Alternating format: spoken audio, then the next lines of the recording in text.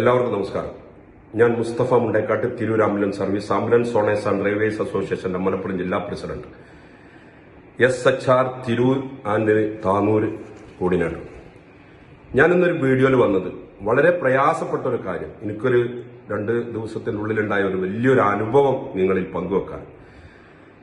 ഞങ്ങൾ ഈ ആംബുലൻസ് ഡ്രൈവർമാര് ചിലപ്പോൾ ചെറിയ ഹോസ്പിറ്റൽ, അതായത് എല്ലാ സൗകര്യങ്ങളും ഇല്ലാത്ത ഹോസ്പിറ്റലിൽ നിന്ന് മറ്റൊരു ഹോസ്പിറ്റലിലേക്ക് പോകും. ചില വീടുകളിൽ നിന്ന് പെട്ടെന്നൊരു എമർജൻസി ആയിട്ട് കാഷ്വാലിറ്റിയിലേക്ക് പോകുമല്ലോ നമ്മൾ.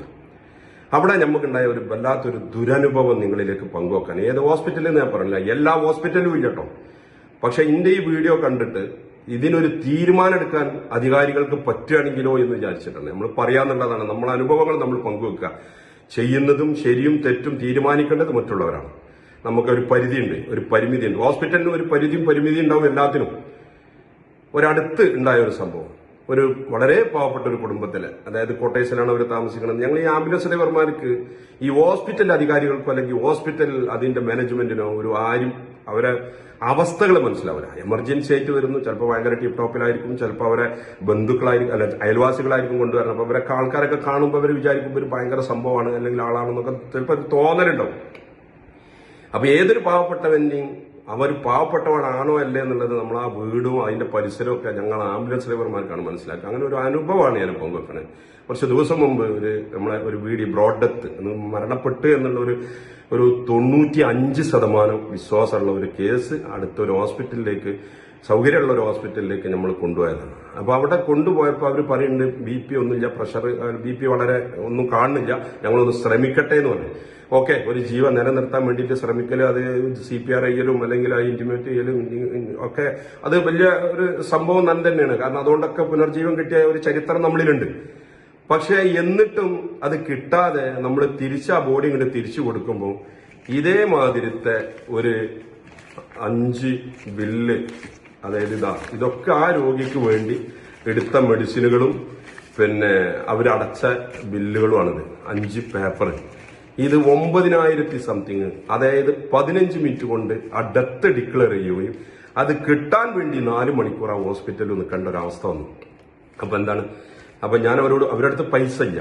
അപ്പൊ ഞാൻ എന്റെ പോക്കറ്റിലുള്ള പൈസ ഒക്കെ കൊടുത്ത് ഞാനും അവരൊക്കെ പാടെ ഞാൻ അവരോട് പറഞ്ഞു, നിങ്ങൾക്ക് പൈസ എന്റെ അടുത്തുള്ളത് നമുക്ക് അടച്ച്. അപ്പൊ ഞാൻ അവിടുത്തെ പ്രധാനപ്പെട്ട ഒരാളോട് പറഞ്ഞ്, ഇത് മരണപ്പെട്ടതല്ലേ, പാവാണ്, അപ്പൊ ഒരു കാര്യം ചെയ്യും, പൈസ അവർ വന്ന് അടച്ചോളും, നിങ്ങൾ ആ ബോഡി ഒന്ന് അവർക്ക് വിട്ടുകൊടുക്കുക എന്ന് പറഞ്ഞപ്പോ അത് പറ്റൂല, അതൊക്കെ സിസ്റ്റത്തിൽ ഫുള്ള് കയറി അല്ലാതെ ഒരിക്കലും ബോഡി തിരിച്ചു കിട്ടൂല.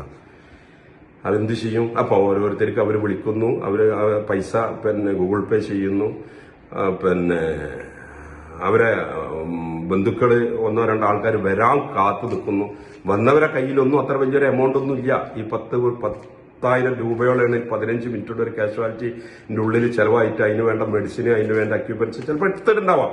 പക്ഷെ എന്നാലും അവിടുത്തെ ആ സർവീസ് പൈസ എന്ന് പറഞ്ഞത് ഒരു 4,500, 4 രൂപ, 3,900 രൂപയോളം സർവീസ് പൈസ കണ്ടപ്പോൾ എനിക്ക് വല്ലാതെ നെഞ്ഞടിച്ചു പോയി. ഇവര് പറഞ്ഞ സേവനം എന്ന്. എന്താണ് സേവനം? സേവന രംഗത്ത് എന്ന് പറയപ്പെടുന്നുണ്ട്. എന്താണ് ഈ സേവനം? ഇത്രയും ഭീമമായ സംഖ്യ വാങ്ങി ഒരു പാവപ്പെട്ടവന് അത് ജീവൻ കൊടുക്കുകയാണെങ്കിൽ തിരക്കടൊന്നുമില്ല. ഒരു ജീവൻ പോലും കൊടുക്കാതെ വെള്ളയിൽ പൊതിഞ്ഞു കൊടുക്കുന്നതിന് ഇത്രയും വലിയൊരു സംഖ്യ വാങ്ങിയിട്ട് അതാണോ സേവനം? ഒരു ഹോസ്പിറ്റലിന്റെ സേവനം? അപ്പൊ ഇത് അധികാരികളിൽ എത്തിയിട്ട് ഒരു കാഷ്വാലിറ്റിയിൽ ഒരു എമർജൻസി ആയിട്ട്, എന്നിട്ടോ അതൊരു ബീഡിയാണ്, ബ്രോഡ് ഡെത്ത് ആണ്.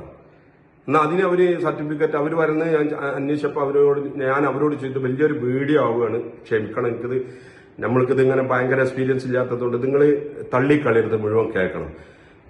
അവര് പറയുന്നത് ബീഡിയാണ്, ബ്രോഡ് ഡെത്ത് ആണ്. അതായത് പുറത്തുനിന്ന് മരണപ്പെട്ടതിന് അവർക്ക് സർട്ടിഫിക്കറ്റ് തരാൻ പറ്റില്ല. അപ്പൊ പുറത്തുനിന്ന് മരണപ്പെട്ടു എന്നുള്ള ഉറപ്പുള്ളതിന് എന്താണ് പിന്നെ ഇവർ 10,000 രൂപയ്ക്ക് ചികിത്സിച്ചിട്ടുണ്ടാവുക അല്ലെങ്കിൽ മെഡിസിൻ കൊടുത്തിട്ടുണ്ടാവുക? ഇനിയിപ്പോ അങ്ങനെ കൊടുത്താൽ തന്നെ അല്ലെങ്കിൽ ചെയ്താൽ തന്നെ അവർക്കൊരു മാനസിക പരിഗണന കൊടുക്കണ്ടേ?